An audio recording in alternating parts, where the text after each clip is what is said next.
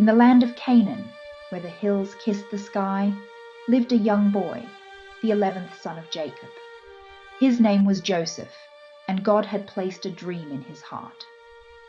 Joseph, my son, you are truly special. This coat is a gift, a sign of my love. Look at him, father's favorite. That coat makes my stomach turn. Now Joseph was one of the 12 sons of Jacob, his father's favorite, and his late mother was Rachel. The 12 brothers of Joseph were Reuben, Simeon, Levi, Judah, Dan, Naphtali, Gad, Asher, Issachar, Zebulun, Benjamin, and Joseph, the last of them all, making them 12, the 12 tribes of Israel. Although Jacob was their father, they were born of different mothers. With the death of Rachel, who was Joseph's mother, Joseph found favor in the eyes of their father, Jacob. This was mostly because he was the child of his old age.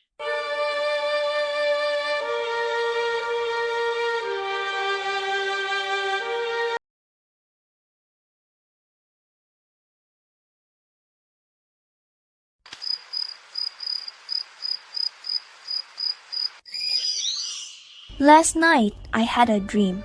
We were binding sheaves in the field, and your sheaves bowed down to mine. You think you'll rule over us? Dream on, boy. But Joseph dreamed again of stars, the sun, and moon bowing to him. Hush, Joseph. Your brothers do not understand. But then there is something about your dreams. From that day, Joseph's brothers hated him so much. They conspired against him and even plotted to kill him. But Joseph was their youngest brother.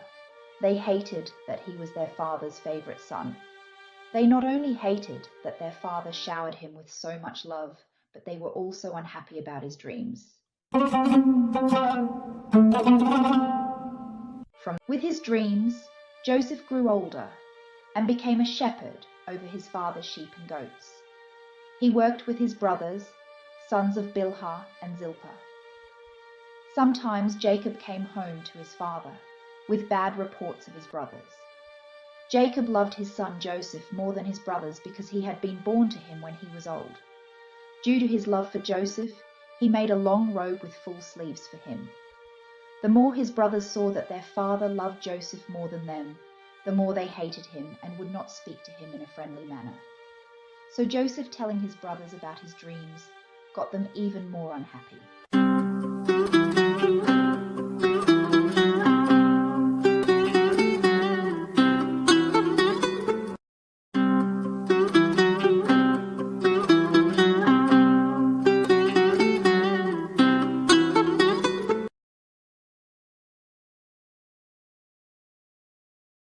One day, when Joseph's brothers had gone to Shechem to take care of their father's flock, Jacob said to Joseph, I want you to go to Shechem, where your brothers are taking care of the flock. I am ready, said Joseph, and his father said to him, Go and see if your brothers are safe and if the flock is all right. Then come back and tell me. So his father sent him on his way from the valley of Hebron.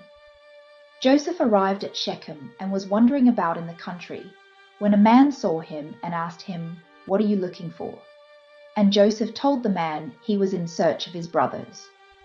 The man told Joseph his brothers had already left for Dothan, so just went after his brothers and found them at Dothan. His brothers saw him in the distance, and even before he arrived, they plotted against him and decided to kill him. Here comes the dreamer, they said. Let's kill him and throw his body into one of the dry wells. We can tell father he was killed by a wild animal. Then we will see what happens of his dreams, said his brothers. But Reuben overheard his brothers and tried to save Joseph. Let's not kill him. Just throw him into this well in the wilderness, but don't hurt him. Reuben said this to save his youngest brother's life and send him back to his father. So when Joseph came up to his brother, they ripped off his long robe with full sleeves and threw him into a dry well. But while eating, they saw a group of Ishmaelites traveling from Gilead to Egypt. and they sold him to the Ishmaelites for 20 pieces of silver. The Ishmaelites took Joseph to Egypt. His brothers killed a goat and dipped Joseph's robe in its blood and took the robe to their father. Their father recognized the robe and mourned his son, thinking he was killed by a wild animal.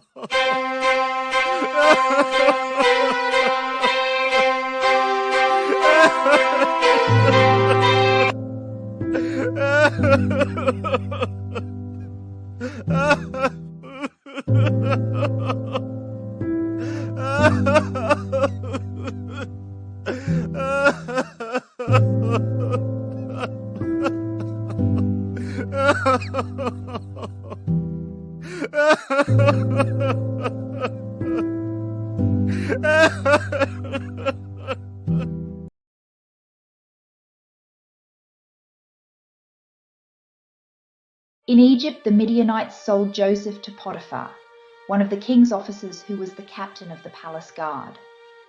The Lord was with Joseph and made him successful.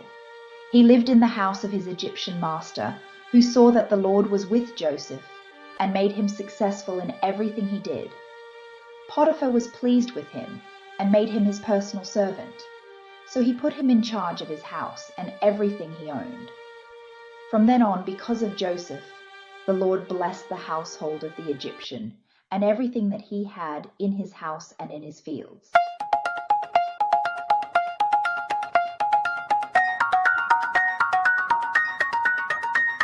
Joseph was well built and good looking, and after a while, his master's wife began to desire Joseph and asked him to go to bed with her.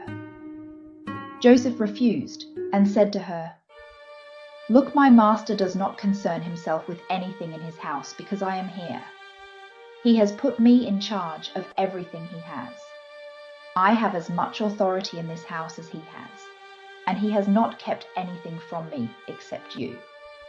How then could I do such an immoral thing and sin against God?"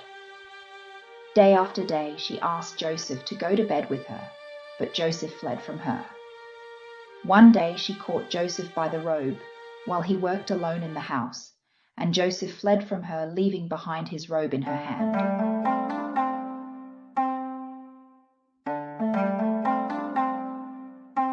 When Joseph's master came home, she showed him the robe, falsely accusing Joseph of wanting to sleep with her, but fled soon after she screamed. Joseph's master was furious and had Joseph arrested and thrown into prison, where the king's prisoners were kept. But the Lord was with Joseph,